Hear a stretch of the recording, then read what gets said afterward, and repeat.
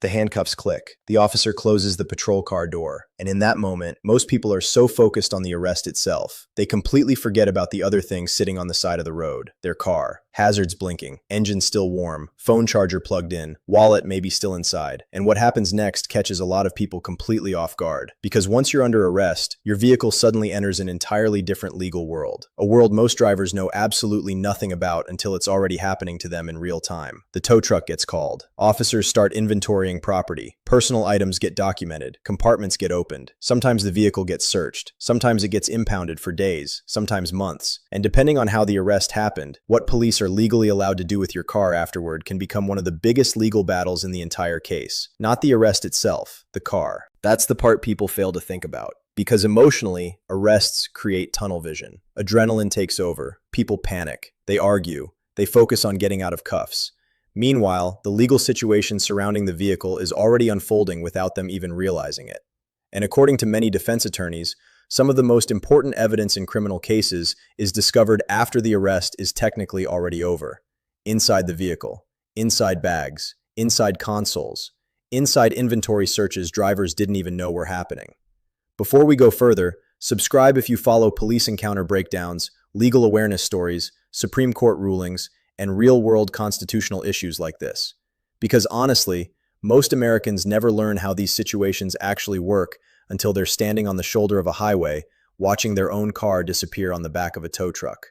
Now, let's talk about the first thing that usually happens after an arrest: impound. In many situations, once a driver is taken into custody, officers have legal authority to remove the vehicle from the roadway, especially if there's nobody legally available to take possession of it safely. And this is where people immediately start misunderstanding something important. The impound itself is often considered administrative, not punitive, meaning officers may legally justify towing a vehicle for public safety reasons, traffic obstruction concerns, or department policy requirements. But here's where things get complicated, because once a vehicle is impounded, another process often begins: the inventory search. And this is where innocent people sometimes get blindsided. An inventory search is not supposed to function like a criminal investigation, at least legally. Its stated purpose is usually administrative: documenting property, protecting valuables, reducing theft claims, protecting officers from accusations later. That's the official reasoning. But in reality, this is often the moment officers begin discovering things drivers never expected police to see: loose substances, unregistered weapons, prescription bottles, cash, personal papers, digital devices, sometimes completely unrelated to the original arrest. And courts have spent years arguing over where the constitutional boundary actually exists between a lawful inventory procedure and a disguised investigative search. Because the Fourth Amendment still matters after an arrest. That's critical to understand. People sometimes assume, well, once I'm arrested, police can do literally anything they want with my car. Not exactly. There are still constitutional limits, but those limits become extremely fact-specific very fast. Now here's where innocent drivers accidentally create even bigger problems. Panic talking. This happens constantly. The arrest happens. The officer mentions towing the vehicle, and suddenly the driver starts blurting things out emotionally. There's nothing illegal in there. Just don't open the backpack. That's not mine. My cousin left that there. And without realizing it, they've just redirected officer attention directly towards specific areas of the vehicle. Former officers have openly described this phenomenon. The moment someone becomes emotionally protective over a particular compartment, bag, or object, human curiosity spikes instantly, especially during high-pressure encounters. And innocent people do this too, not because they're guilty, because stress destroys communication. Now let's talk about something many drivers never see coming: the inventory list itself. A lot of departments document property found inside impounded vehicles very carefully. Why? Because once the car enters police custody, departments don't want future lawsuits claiming items disappeared.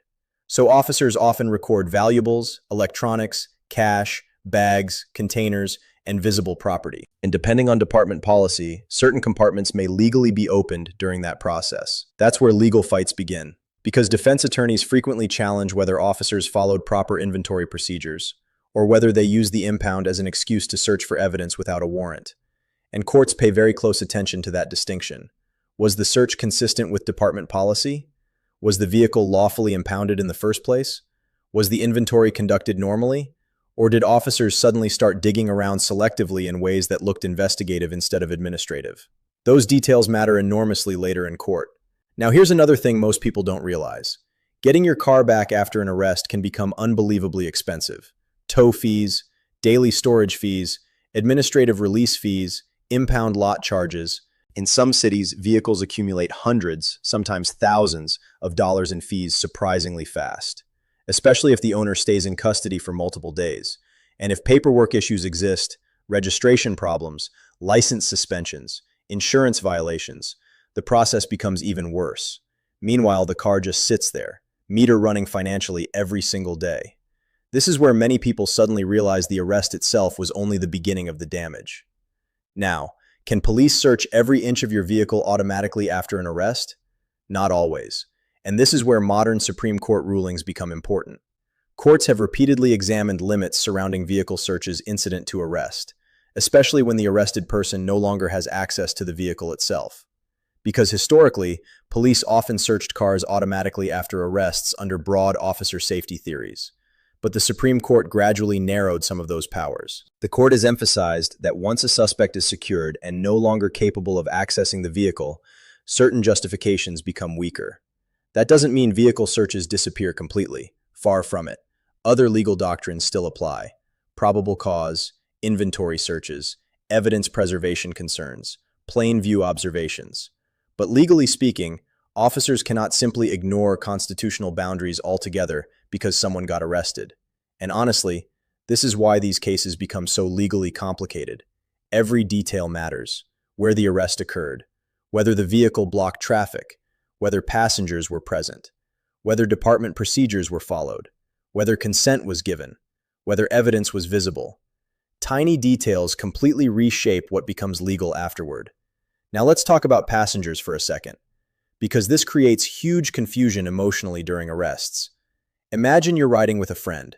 The driver gets arrested. Suddenly, officers are deciding what happens to the vehicle. Can the passenger drive it away? Sometimes yes, sometimes no. Depends on licensing, safety concerns, ownership questions, department policy, location. And when officers refuse to release the vehicle to another person at the scene, that decision itself sometimes becomes legally challenged later, especially if the impound appeared unnecessary. Again, everything becomes fact-specific incredibly fast. Now here's another mistake people make during arrests involving vehicles. Trying to physically stop the tow or search. Bad idea. Very bad idea. Defense attorneys constantly warn people about this. If officers are acting unlawfully, the legal challenge happens later through court, not physically on the roadside. Because roadside resistance usually creates additional charges long before it fixes anything legally. And emotionally, people make terrible decisions once they see their car about to disappear. You can actually feel the helplessness in body cam footage sometimes. The realization hits. My entire life is in that vehicle. Work equipment, medication, documents, personal items, phones, wallets. Everything suddenly feels out of control, and that emotional spiral causes people to start talking recklessly. Now let's discuss something even more modern. Digital evidence inside vehicles. Because newer cars store enormous amounts of information now. Navigation history, call logs, connected devices, text syncing, location records. Many drivers don't even realize how much data modern vehicles collect automatically. And after arrests,